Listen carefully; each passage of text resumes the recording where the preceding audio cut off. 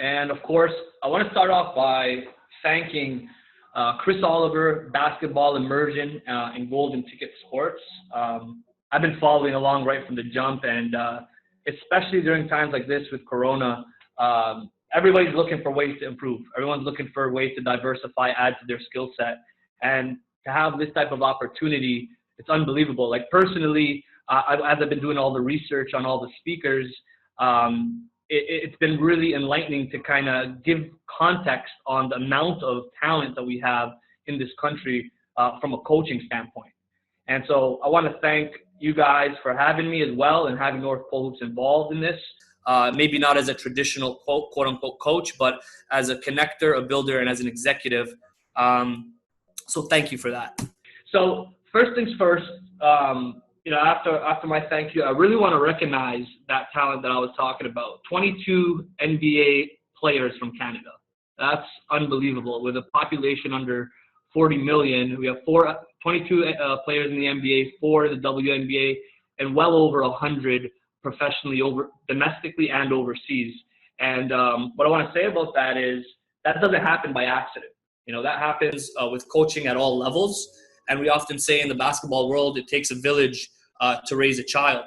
And, our village starts at the elementary school level to the club system, provincial team, national team, prep school, high school, all the way to, Canadian University, Canadian College. So proud to say that we have one of the strongest villages in the world. And particularly in the last couple of years, I really got a perspective from more of a global standpoint. We launched a project called Global Blueprint and started to hear what are the people saying about Canada? What are the people saying about Canadian coaches?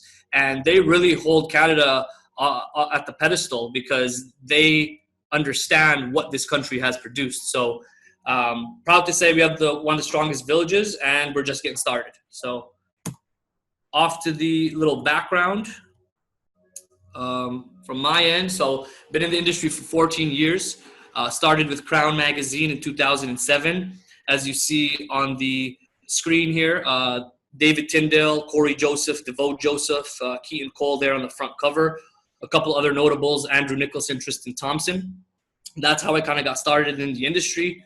And then I was fortunate enough in 2009 to start working with Slam Magazine at the NBA level, where I covered the Raptors for a year and a half. So getting the media and journalism experience. That's where that started. And then, but the vision was always about Canadian basketball, starting with the grassroots level. Played my whole life, starting in grade 3. And, at the end of the day, I'm a 5'9" point guard. There were guys that were way better than I was. And I saw, 6'8" long, athletic. They weren't getting opportunities. So it was a situation where if they weren't getting opportunities to be scouted, for coaches to be in the gym from both sides of the border, it was going to be tough for a 5'8", 5'9" point guard. So the vision was always about national opportunity, and opportunity not just in Toronto, not in the greater Toronto area, but coast to coast. And so that launched in 2011, and then went into the NPA, which launched 4 or 5 years later. Now, unless you are a Michigan Wolverines fan, I think you'll appreciate this story of how the company structure was inspired by Tom Izzo. And the best way to explain that is to share a little story. And I think this might be a good time to go back. If you see me, Dave, I'm going to go back. Yeah, we see you there. Beautiful. Yeah, so growing up, Elias, my partner, and my brother with North Pole Hoops, we have a lot of family in East Lansing. And for those that know, that is Spartan territory. So going there, growing up, we were fortunate enough 8 years ago to visit Tom Izzo at a practice and watch Michigan State basketball. And we came in with our notepads, ready to learn, ready to take notes. And a couple things struck me that was unbelievable. Number one, the sense of urgency in the gym. And number two, the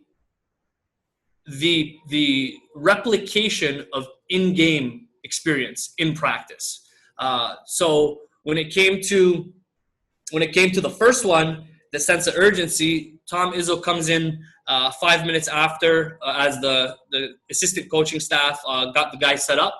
And what I noticed was he didn't have to tell everybody what to do. They knew what to do. You know, they were operating with a sense of urgency as if someone was chasing them. And of course, part of that is that the practice was timed. Then what really struck me was the zebras that were out there. So they're hiring referees to ref the practice. So that was interesting. That was new. And last but not least, and this one just blew me away. 50 students walk in with noisemakers. 50 students walk in. They have them on the baseline making noise. You know, the guys are trying to communicate in practice, the players, and they're making noise. So they have utilized every creative way to generate or to create in-game experience. At that point, I looked at Elias. I was just like, just jaw dropped. It was unbelievable. And, you know, from that point it made perfect sense why Michigan State basketball contends for championships every year and why they pursue championships every year. Whether they have Draymond Green, an NBA player, or not, they are competing for chips. And as I get back into the shared screen here, sorry for the technical difficulties, but we'll make it happen.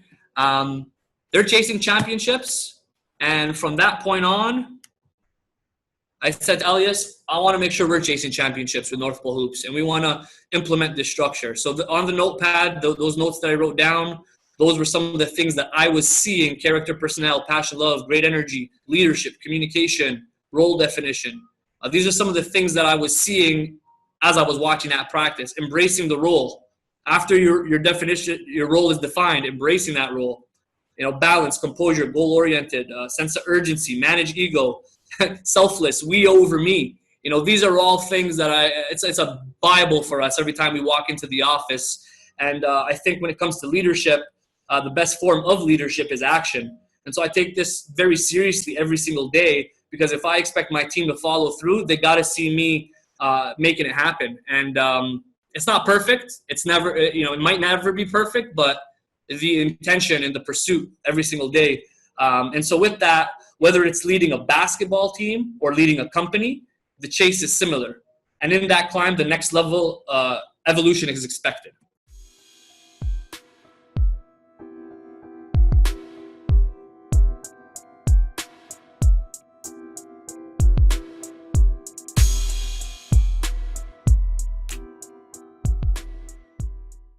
And so this snapshot here kind of gives a big picture perspective on North Pole Hoops. It kind of takes you through some of the different things that we do with the exposure camps, the showcases there, the tournaments, which we'll get into a little bit later, the leagues, etc. But it all started with a media outlet, right? This is with multimedia and marketing. So if you look on the left, Dave, you see that on the left? You see my cursor moving? Yeah, I see your cursor, yeah. Beautiful. Yeah, I just want to double check and make sure that works. So on the left side, you'll see a screenshot of the website, right? Of course, the website's evolved over the years, but what that role that it played was in storytelling. It was more on the journalistic side, writing stories about Canadian basketball, about high school players, about youth sport, about different stories in Canadian basketball. And then on the right side is our social media handle, North Pole Hoops, which is now referred to as social media digital marketing. And without social media, North Pole Hoops doesn't exist. Without media in general, North Pole Hoops does not exist. So this was what started everything before we got into any type of events. Then shortly after, the scouting service came into play. You know, this is where we work with university post-secondary programs and kids and and families, and our measure of success is it's twofold. Helping the players get scholarship opportunities and helping the programs receive impact players to help their programs grow at the various levels, whether it's youth sports, CCAA, junior college, NCAA. So as we kind of move through the industry and through the game, basketball and life, I look at it exactly the same. Business, basketball, life, it's all the same. We take what the defense gives us, but we always keep the ball moving. You know, because we notice that the market or the community is constantly changing. The game is growing. There's a lot of movement. And so this slideshow here kind of shows a few things when it comes to branding and marketing, but it also gives a nice snapshot of how things have evolved with North Pole Hoops. First off with the exposure camps, that was a big part of the company. Then it evolved into the tournaments, CNIT, Canadian National Invitational Tournament. Then we went into the National Prep Association, so it's a coast-to-coast high school basketball league. And then most recently, we were set to launch before COVID hit, but that was our club league. And so if we look at all of these brands, they're all with North Pole Hoops, but they all have very definitive brands, personalities. And that's what brands are. They're personalities. If you look at each one has a little tagline, Game Speaks. That one's self-explanatory, but I won't yet get into the micro of what each mean. But what I will say for this slide is that they all come from a very real place. They all come from a place of authenticity, and they all speak to it. They all say a different story. Brand identity. So with this presentation, I wanted to make sure that everything is applicable to a coach or a basketball program, whether it's the athletic director or the coach. And when it comes to brand identity, understanding the brand before we get into the marketing is massive, right? So what does your brand represent? What do you want it to represent? And I brought up these three examples because I love them in different ways. So you have Florida Gulf Coast, you have Duke, and you have Oregon. So in 2013, Dunk City was born. Florida Gulf Coast, a low to mid-major program that comes out of nowhere, makes a massive run, the only 15 seed, I think, to make it to the Sweet 16. And this brand that they ultimately took and ran with through that NCAA tournament was special, because the thing that made it so effective was the fact that it meshed extremely well with their brand and how they played. So, of course, they were up-tempo, they were run and gun, they were getting dunks. So this played very well from a brand and personality standpoint of that school, of that basketball program. Then we take a look at the Duke Brotherhood, a little bit of a different play here. This one is more of a family play.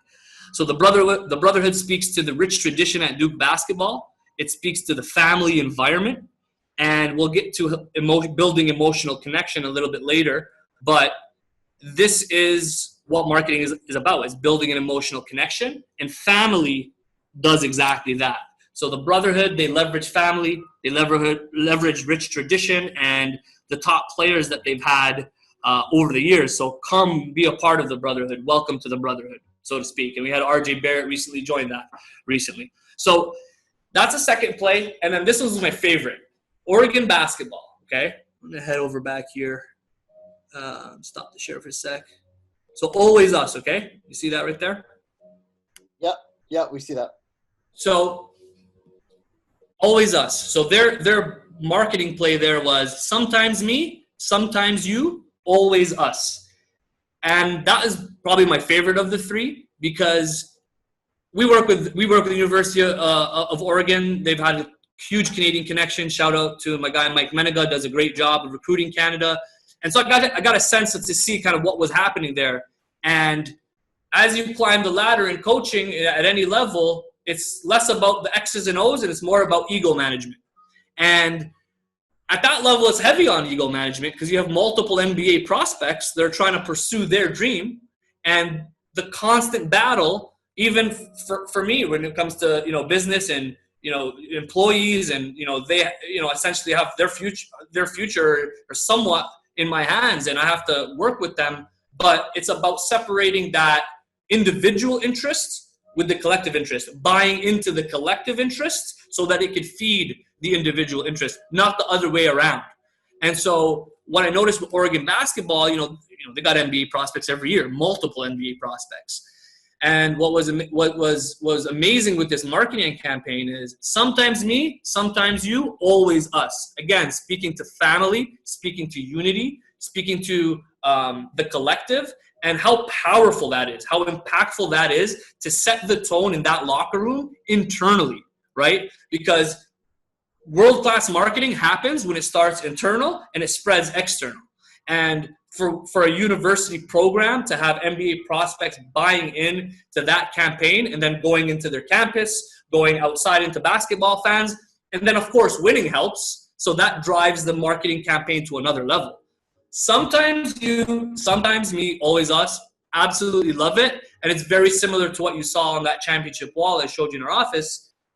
We over me, right? A big deal. That's a big deal. That's one of the toughest things I've had in my career is trying to bring people together and connect people is that we over me mentality.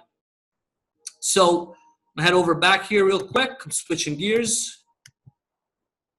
And Dave, stop me at any time. If anyone has any questions, we can kind of pause, but I'll just keep going otherwise if you don't. Yeah, sounds good. Okay.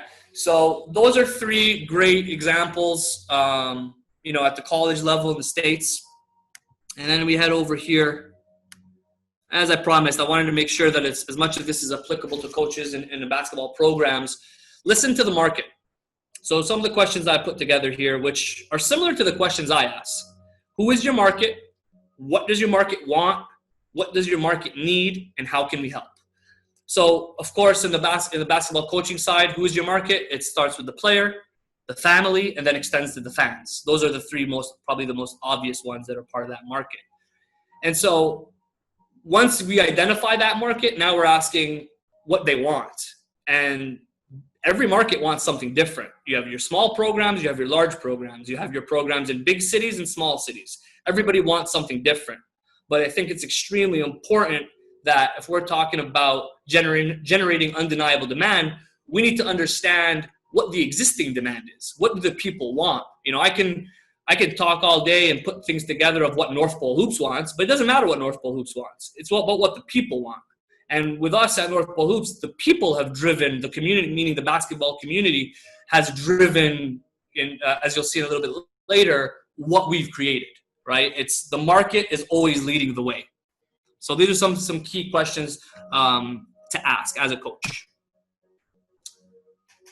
Philosophy. So when I put this presentation together and I was thinking, which topic do I want to hit? At the time, you know, I was just kind of, Corona hit and it was about starting to generate undeniable demand in a different way. And so the philosophy that I've been tightening up over these years and just trying to perfect is generating undeniable demand through world-class marketing. Thus, sales is not required. Opportunities are attracted to you. I used to put so much time into quote-unquote sales and spend energy and tell people who I am and share what North Pole Hoops is all about. And then as I got a little smarter with it, I started to incorporate stronger marketing campaigns. And as we'll get to later on with marketing, it's a part of it is education. So that philosophy has built everything in hindsight. As we look back at everything over the last 10 years, it's built our entire company utilizing this philosophy. And now with coronavirus, we have to adjust, we have to evolve. And once again, we're getting back to the drawing board and utilizing this exact same philosophy. What is marketing? So I'm gonna head back over here real quick so you can see. See me, Dave? Yeah, I see you. Awesome.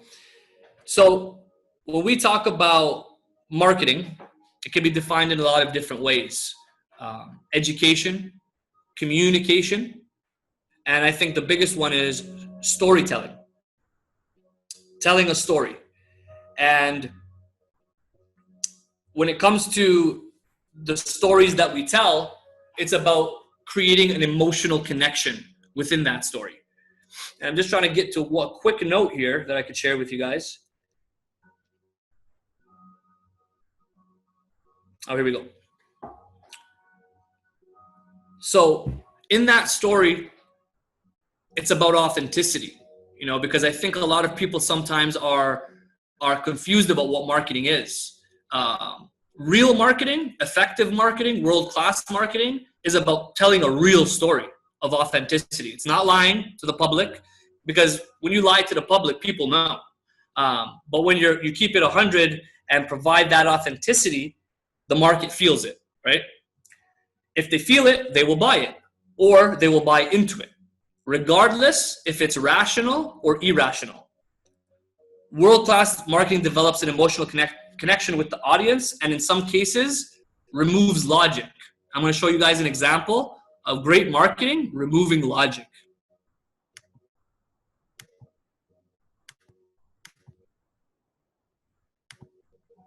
So this is that emotional connection right here. You got people lining up, sleeping overnight in tents for the next Jordan shoes to drop, or the Yeezys, or whatever the case may be, only to pay $300 for shoes. That is not logical. That is purely emotional, and through the world-class marketing that these brands do, they're able to generate that undeniable demand, so people pay for that product. Now, personally, I ain't paying $300 for shoes, and I'm definitely not sleeping overnight and waiting at Foot Locker, but this is what happens when that undeniable demand is created. All right. Still with me, Dave? You can see everything? Yeah, everything looks good. Perfect. Uncle Mo. So building momentum on your side is an extremely important part of the marketing game.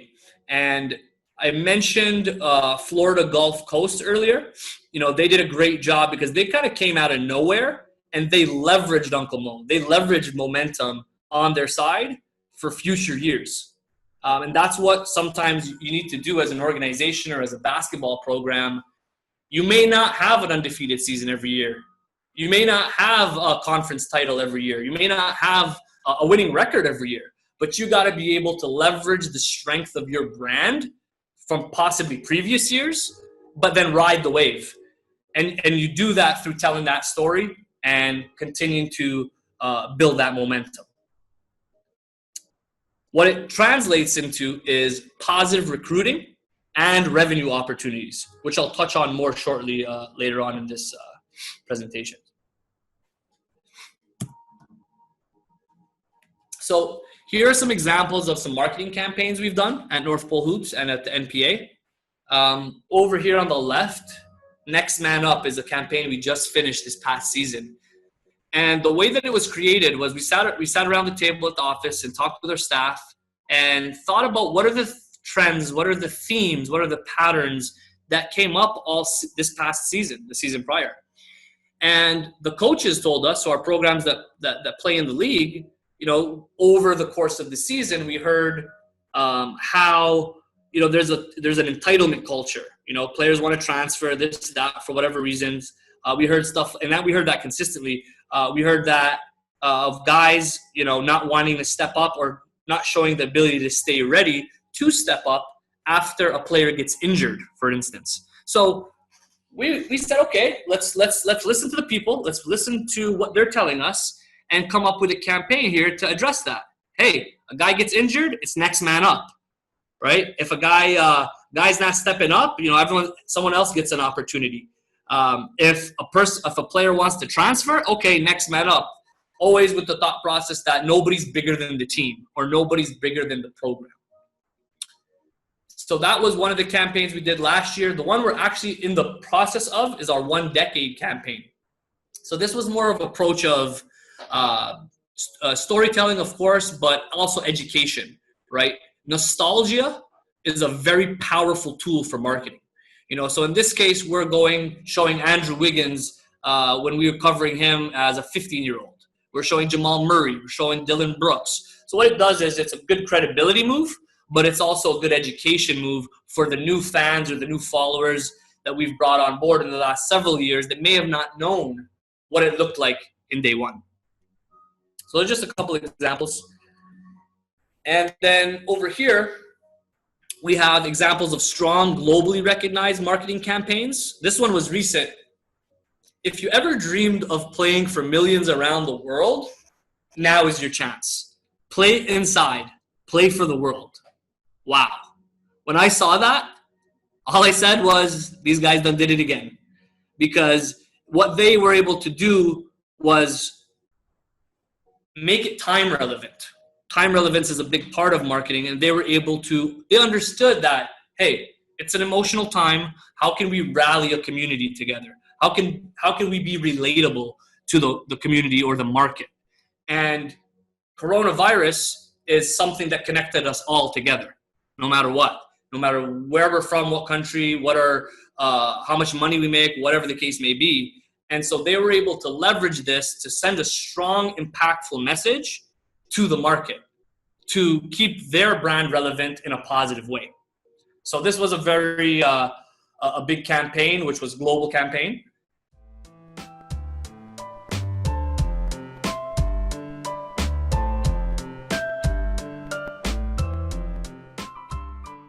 The We the North campaign was one of the best sports campaigns in the world. For sure the best in Canada from a sports standpoint. And what they did was they took advantage and they leveraged the stereotype about Canadians. So, it's so cold in Toronto, all the NBA teams and the players, it's so cold. Meanwhile, Michigan, Buffalo, the whole nine, all the bordering, it's the same exact New York, it's the same exact climate and temperature. So they go, okay, we're going to take that. We're going to take that stereotype and we're going to flip it on its head. And they did. So now people are watching this and they're like, we the North. Yeah, that's right. We are the North and it is cold here and we embrace that and we love it. And we're not going to let Americans dictate who we are or disparage us as a result of it being a little colder than New York, maybe a degree colder than New York. So they did an amazing job of that. And what they did while doing that, marketing is all about relatability, right? We got to be able to relate to the marketplace.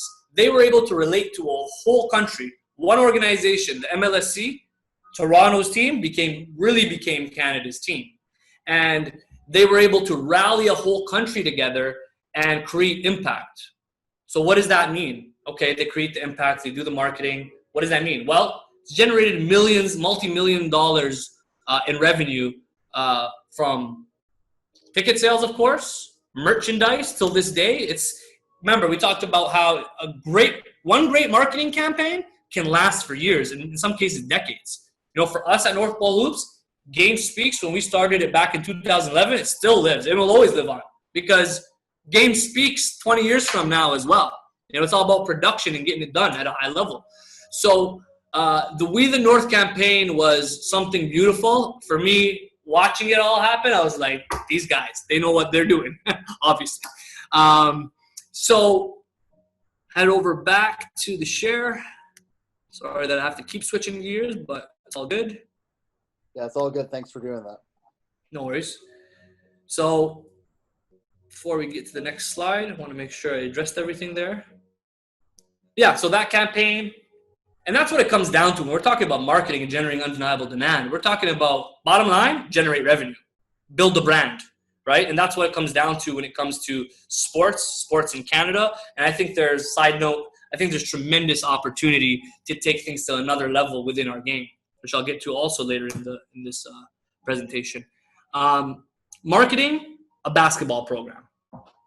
So every program has its strengths and weaknesses. And identifying the strengths is key. Effective marketing is about leveraging strengths and elements that make a product attractive. There's a lot of quote-unquote negatives that can be turned into a positive when it comes to a basketball program. As an example, a small town program. That can be looked at as a negative. We have a small talent pool to choose from. We got to be creative. Absolutely, you got to be creative. But from a marketing standpoint, you could leverage that small town vibe into, hey, we're the only show in town, and really market that, really pump that up. And on top of that, we're an isolated environment or an isolated region where we could utilize that to focus and get better and improve. That's a story that you can tell as well. So it's really about finding strengths, even in areas where we might look at it as weaknesses. And then in terms of this takeaway is important, I think, for any coach at any level, in any program. every great marketing campaign, at the root of the story, because it is about storytelling, but at the root of every marketing campaign, it's connected or very similar to the same storyline: success, growth, improvement, progress, development. Everyone wants to be associated with growth. Sponsors, players, everybody wants to be associated with growth and winning. Parents, the market in general. So the next slide I have here is on how can basketball marketing help a coach and program. So you see the picture here. This was a photo of our national championships for the NPA. So the no-brainer is that effective marketing generates revenue opportunity, right? Gets butts in the seats, generates leads, gets a prospect's attention, raises your coach's profile for a promotion, right? So we're talking marketing in general here, right? But marketing is applied to the individual, the person, and marketing is also applied to the organization. So it can be applied to the coach, and these principles can be applied to the basketball program, and both yield opportunities. But the one thing that's key is that, I'll go back here real quick. So the one thing that's key to keep in mind is you can market till the cows come home. If your product is weak, you need to work on your product. So, but what I'm saying by weak is okay, I'm not saying that a losing program if it's losing program for years, then that is weak. But if you got a bad year, you know what I mean? That doesn't mean that's where you leverage your strengths and you focus on marketing your strengths. But the point here is that great marketing will get butts in the seats, but they won't keep them there, right? That's where the product meets marketing, right? You gotta have substance, you know what I mean? And with North Pole Hoops, we've tried to improve every year and continue to try to improve. We've made our mistakes and continue to, but we always want to improve it and perfect it and enhance it, right? Until, the product meets the marketing as well. When the product is top-notch combined with top-notch marketing, that is undeniable demand, right? And the next slide, it just says selecting prospects. I'll just stay here with you on this. But selecting prospects, or for us, it's selecting our customers. So as we've progressed, we're fortunate enough to be in a position where we can actually select who we work with now. In the beginning, it was we'll work with everybody. No one knows us. We're just trying to build our credibility. But now we're able to select our customers, and that's really important because when you're operating in a team-based environment, whether it's, and you guys know this, running this event, it's a team environment. You got to work with people, whether it's running a tournament, running a league, running a camp. You're only as strong as your weakest link, and you got to have strong partners. You got to have strong affiliates. And so we're fortunate enough to have created this undeniable demand and to be able to select our customers. Now, for a coach that's selecting his prospects, is a big difference between a coach, say, I'm just going to use the extreme, right? Coach Cal walks in the gym. He doesn't have to sell, right? Everyone knows who he is. He doesn't have to say who he is. Coach Izzo, so Coach Dave Smart, you know what I mean? Coach Scott Morrison, my guy, Coach Charles Kissy, who I watched right before this. In the Canadian basketball circles, they know who these guys are. And versus somebody that nobody knows about, whether it's they don't know the brand of the program, the school, or the person, right? Imagine how much more energy and time and effort, and basically money, because time is money, is exerted when nobody knows you, right? So what marketing does is it saves time, money, energy, and then generates revenue. It is for us, speaking off of experience here, it is the bloodline of our company, right? And that's, of course, I'm biased because I'm a marketer. I'm going to say that, but that's what I say to other companies. With Corona, we've been able to be fortunate enough to diversify once again, and now I have companies calling me outside of basketball that are larger than North Pole Hoops, asking me for help to build digital marketing infrastructure, right? Because what happened? The whole world is online now. Let's face it. It's not 50, 30, 20 years ago. The world is online. Every single one of them, whether it's me, and North Pole Hoops, or you guys as a coach watching this, the customer is online and we got to evolve, right?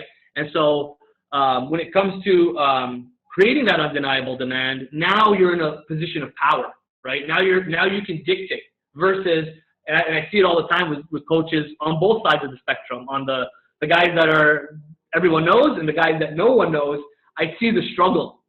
I see what coaches go through on a day-to-day basis, whether you're at small town, low budget program or big time, high budget program. But the challenge is the marketing health challenges at both levels. Obviously, if you have a larger budget, you can spend more money on marketing.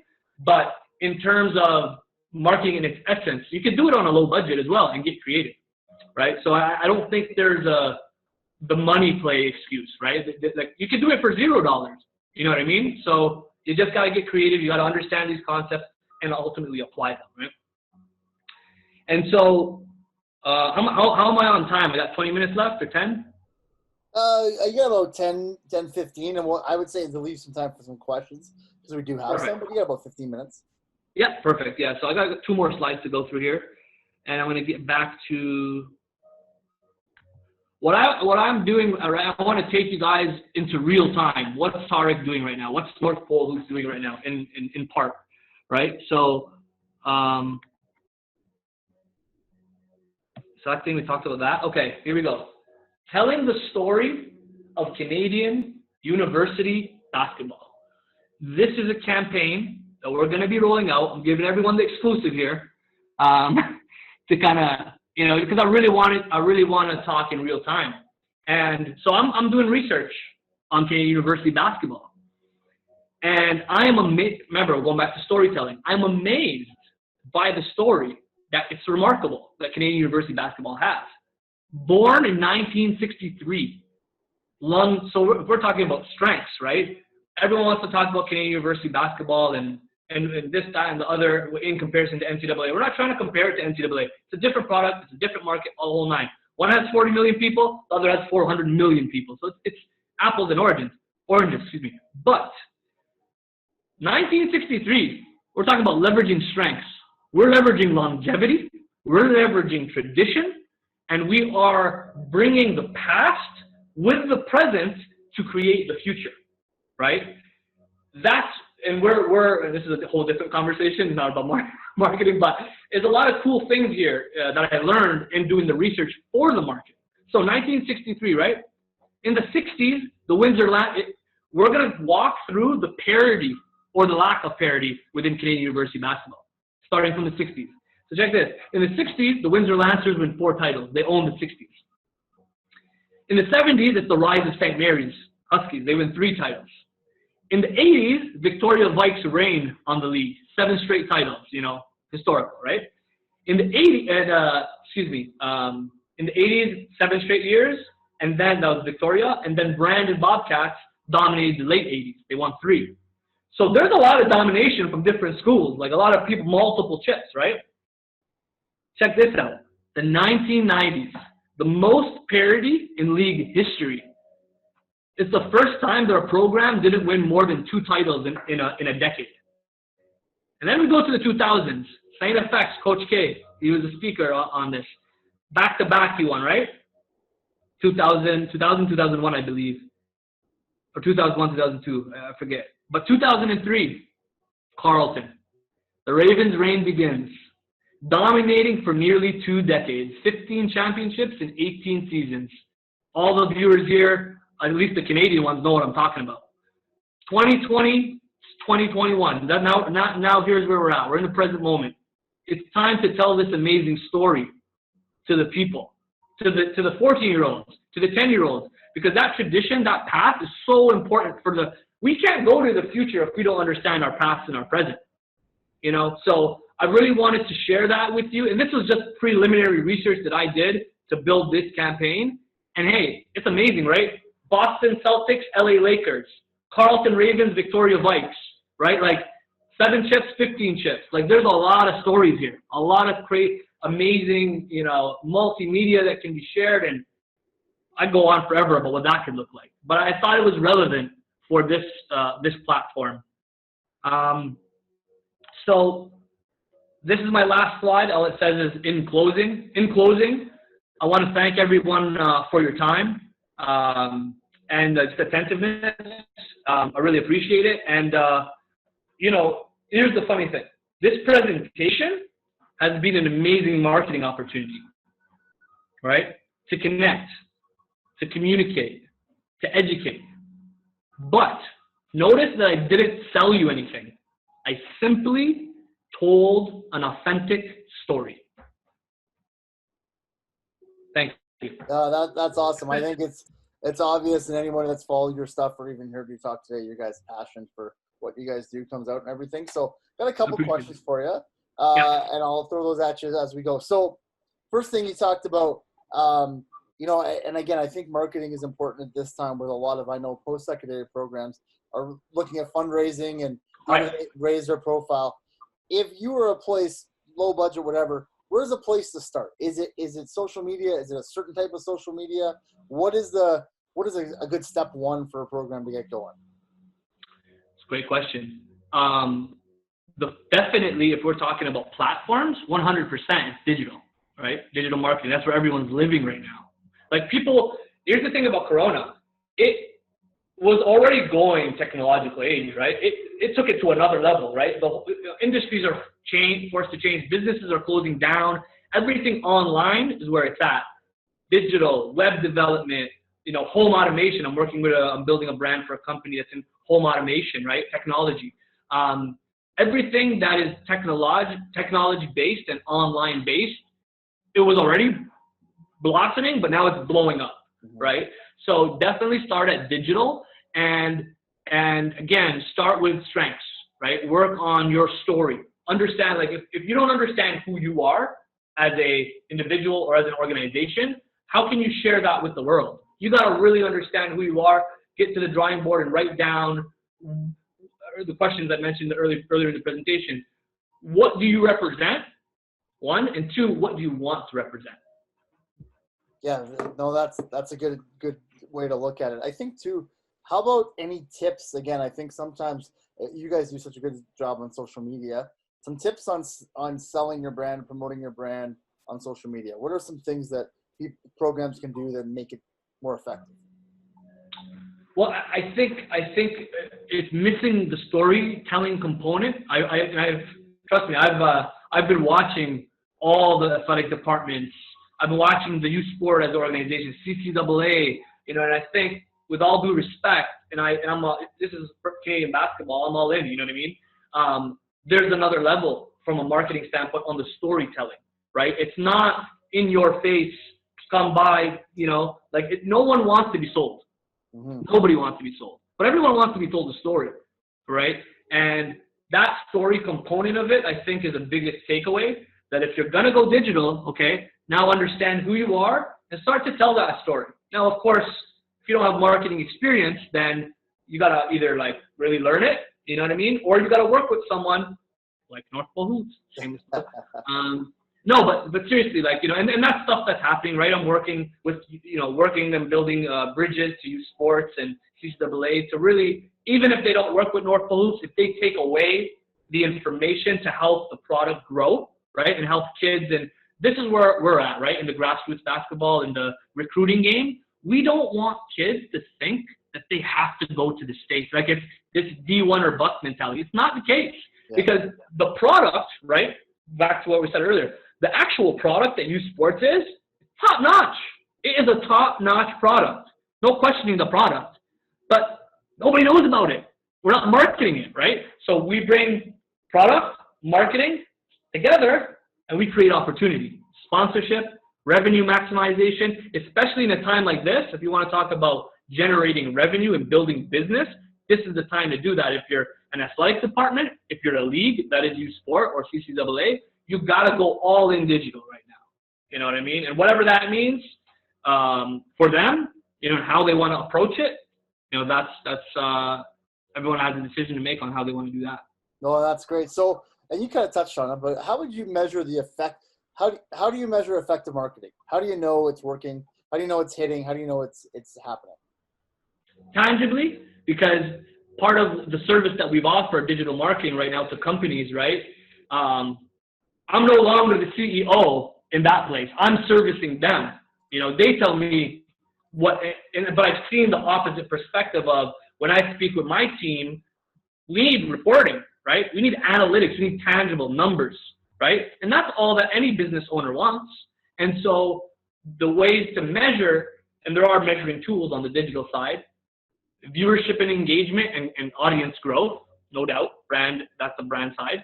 And then revenue, right? How's it translating? Now, you've got to build the brand first. It's not going to just generate revenue bang right away, but you got to spend money to make money, right? That's just basic business.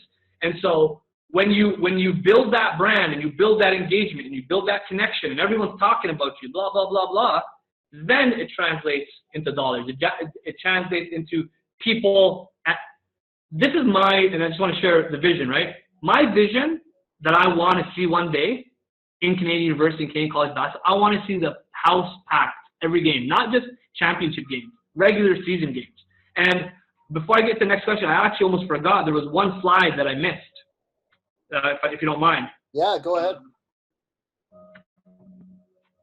Now that I was talking about vision, it triggered.